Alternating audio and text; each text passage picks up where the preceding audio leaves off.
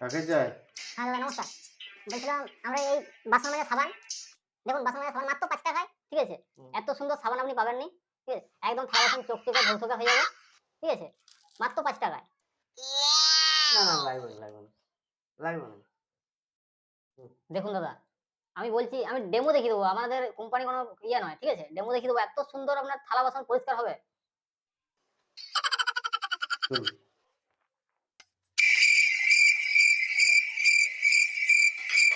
Gapada sa sa sa gapada pada pada.